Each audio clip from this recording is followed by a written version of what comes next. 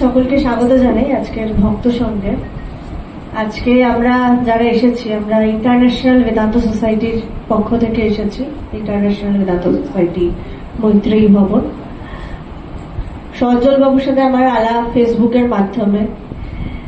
Facebook যেমন ভাবে অনেক খারাপ কাজও করছে, তার সাথে সাথে অনেক ভালো কাজও করছে, সবটাই আছে, সবটা মিলিয়ে মিশিয়ে মায়ের কৃপা, গুরুর কৃপায় সব এখানে একত্রিত হয়েছি আমরা।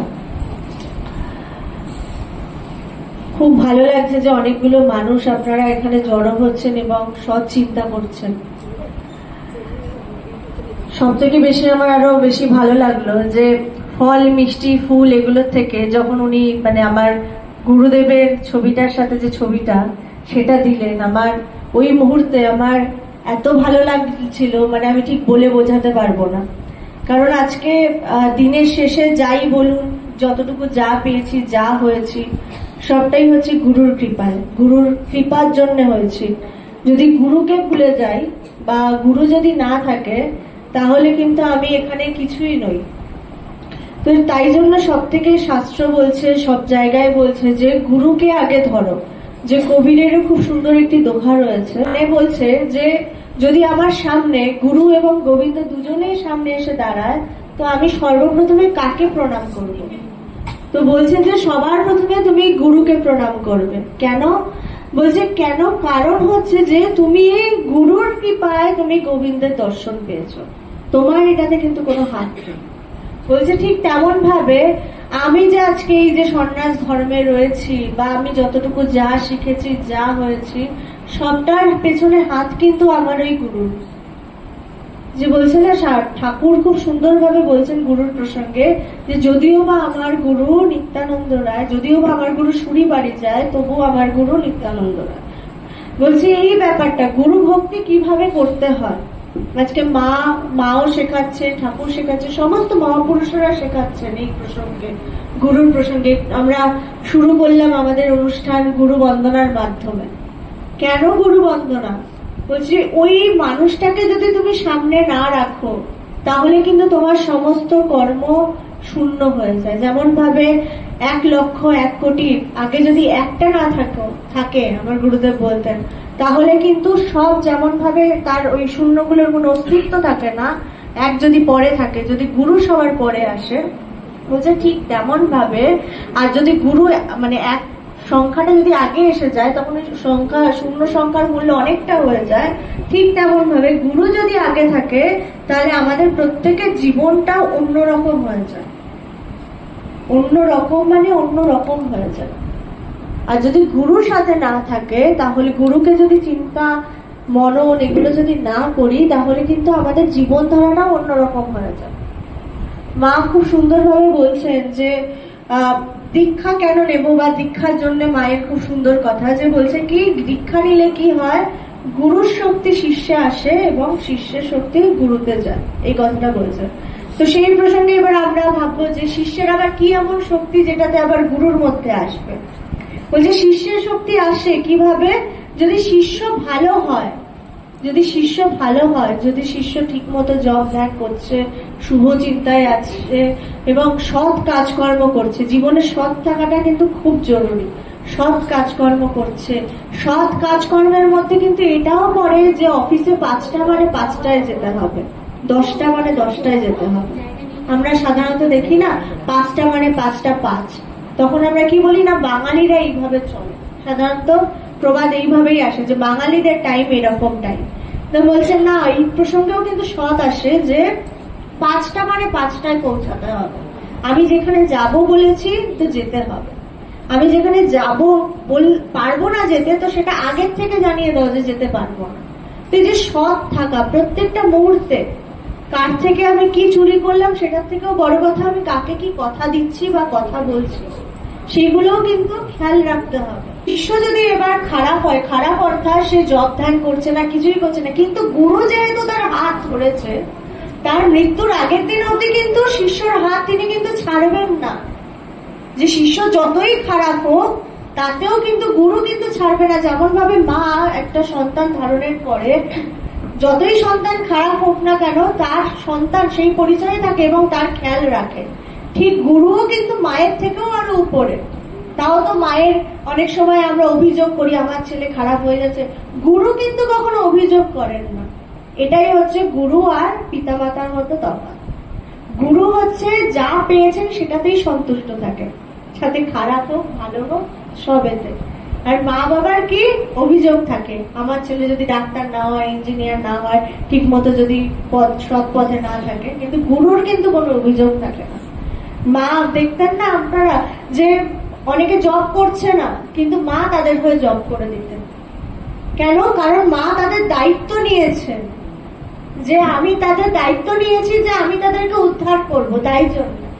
তো এই ব্যাপারটা যে শিষ্য যদি সুন্দর হয় তখন কিন্তু গুরুর অনেকটা আনন্দ হয়, এবং গুরুর তখন কিন্তু পরিশ্রমটা, মানে এই যে আমরা মোবাইলে চার্জ দিই না, মোবাইল যত ব্যবহার করি চার্জ তত শেষ হতে থাকে, আর যদি কম ব্যবহার করি চার্জটা অনেক দেরি করে শেষ হয়। তখন কিন্তু ওই গুরুর যে ব্যাপারটা, গুরুর তখন কিন্তু শক্তি কম ক্ষয় হয়।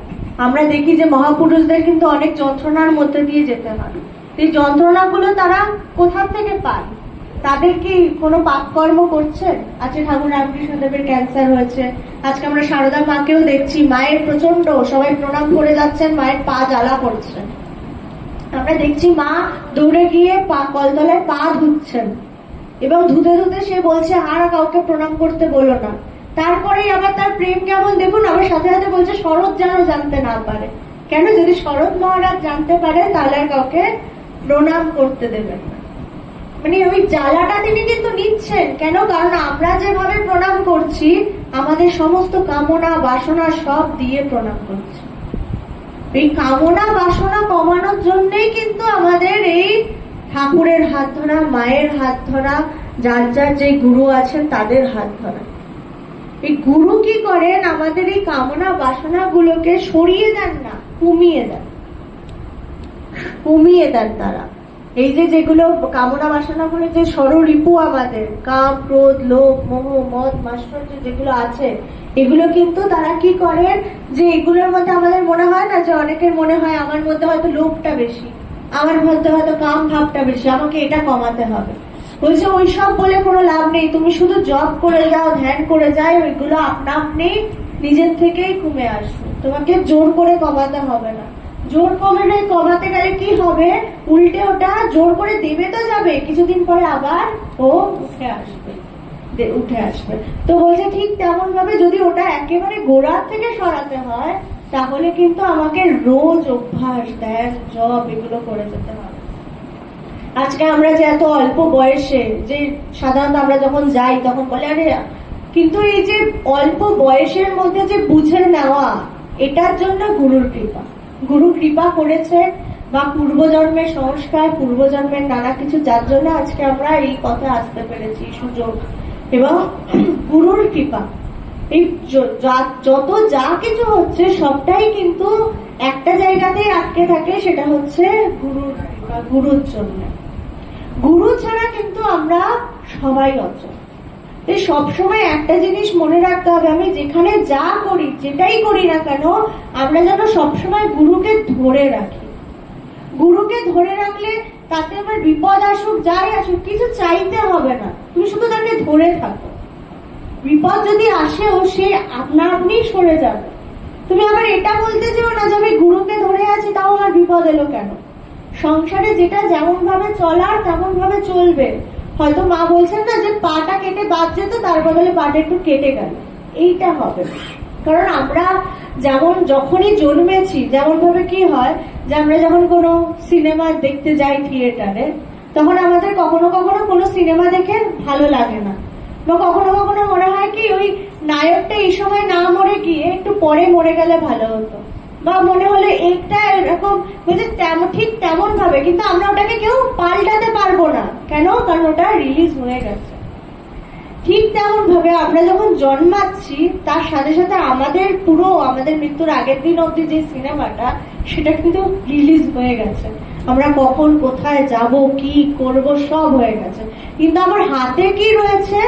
হাতে রয়েছে একটাই, যে আমি কিভাবে আমি জীবনটাকে সুন্দরভাবে চালাবো, গুরুকে কিভাবে ধরে থাকবো, আমার হাতে এটা রয়েছে। কারণ আমি যদি সুন্দরভাবে হয়তো আমার শেষটা খুব খারাপ হতো, সেখান থেকে সুন্দরভাবে শেষ হবে। তো বলছে ওই যে ধরে থাকা, সৎ চিন্তা করা, সৎ প্রসঙ্গে আসে। এই যে এইখানে যে আমরা যে আমার গুরুদেব খুব সুন্দরভাবে একটা কথা বলতেন। আমার গুরুদেবের কাছে একজন এসে বলেছিলেন যে শুধু একজন পাল্টালে কি হবে, আমাদেরকে ঘরে ঘরে গিয়ে, মানে যেটা হয় আমাদের চারিদিকে, আমাদেরকে সমাজ সেবা করতে হবে, মানুষকে বদলাতে হবে, এই করতে হবে, সেই করতে হবে। তো সেই প্রসঙ্গে আমার গুরুদেব তাকে খুব সুন্দরভাবে উত্তর দিয়েছিলেন যে শোনো, কাউকে পাল্টাতে হবে না, তুমি নিজেকে পাল্টাও। কারণ তুমি যেমন যেমন ভাবে নিজেকে পাল্টাবে, তোমার চারিদিকের পরিবেশ আপনা হইতেই পাল্টে যাবে। এইটা কিন্তু এখানে কিভাবে আরো দেখা যায় যে আজকে দেখুন আপনারা সবাই একসাথে জড়ো হয়েছেন এই সজল বাবুর ডাকে। সজল বাবুর সাথে পরিচয় ফেসবুকের মাধ্যমে। তো দেখুন ওনার মনটা পরিবর্তন হয়েছে বলেই আজকে উনি এতগুলো মানুষকে একসাথে করে, সব প্রসঙ্গ তো হচ্ছে, কানে তো ঢুকছে, বুঝতে পারি আছে না পারি, এই যে কানে যে ঢুকছে, যেমন ভাবে নানা কেউ গালিগালাজ দিলে মনে ব্যথা লাগে, বলছে ঠিক তেমন ভাবে এগুলো ঢুকেও কিন্তু আমার মনটাকে কোন ফাঁকে যে আমার মনটাকে সুন্দর করে দিচ্ছে, শুদ্ধ চিত্ত শুদ্ধি করে দিচ্ছে, সেটা কিন্তু আমরা নিজেরাও বুঝতে পারছি। এই যে চিত্ত শুদ্ধির যে ব্যাপার, এটা মা সবসময় বলছে এই যে চিত্ত শুদ্ধি হবে কি করে, এটা জপ করে, ধ্যান করে। বলছে আমরা স্নান তো করি, দেহ শুদ্ধি তো করছি, কিন্তু চিত্ত শুদ্ধিও করতে হবে। সেটার জন্য আমাদের জপের প্রয়োজন, ধ্যানের প্রয়োজন। যে দীক্ষা তো নিলাম, জপ তো করছি, কিন্তু প্রশ্ন রাখতে হবে ভেতরে যে আমি কতটা এগোলাম। দেখুন এইগুলো কিন্তু সবাই বলবে না যে আপনি কতটা এগোলেন। বেশিরভাগ মানুষ এই নিয়েই আলোচনা করবেন যে আপনি কোন গুরুদেবের থেকে বা কার থেকে দীক্ষা নিয়েছেন, কোন ভাইস প্রেসিডেন্টের থেকে। আমি এবার আপনার যদি ওই ভাইস প্রেসিডেন্ট হয়, তো তার যদি প্রেসিডেন্ট হয় সেটাকে বলবে যে আমি ওনার থেকে নিয়েছি। তো বেশিরভাগ মানুষ কিন্তু এটার মধ্যেই আটকে রয়েছে, অমুক সংস্থা তমুক সংস্থা, এর মধ্যেই আটকে রয়েছে। ওই একটা কম্পিটিশন চলছে, ওর থেকে বেরিয়ে দেখতে হবে আমি এগিয়েছি কতটা। এইটাই আমি যদি দেখি যে আমি এগোলাম কতটা, তাহলেই দেখবো আমার সবকিছু সুন্দর হয়ে গেছে। এই প্রশ্নটা করা, যেমন ভাবে আমরা একটা বাচ্চাকে দেখলে কি প্রশ্ন করি সবার আগে, যে তুমি কোন ক্লাসে পড়ো, তোমার নাম কি। এবার 1 বছর পরে যদি আবার দেখা হয় সেই বাচ্চাটির সাথে, এবং সে যদি সেম ক্লাস বলে, তখন কিন্তু বুঝে যাবো যে বাচ্চাটা পড়াশোনায় ভালো না, ও ঠিক মতো পড়াশোনা করছে না। বলছে ঠিক তেমন ভাবে আমরা যেদিন দীক্ষা নিয়েছি সেদিন থেকে কতবার জব করছি, কতটুকু মানসিক ভাবে এগিয়েছি, কতটুকু পরনিন্দা পরচর্চা কমিয়েছি, এই প্রশ্নটা করতে হবে। যখন দীক্ষা নিয়েছিলাম তখন 108 বার করছি, আর এখনো 10 বছর বাদে 108 বার করছি।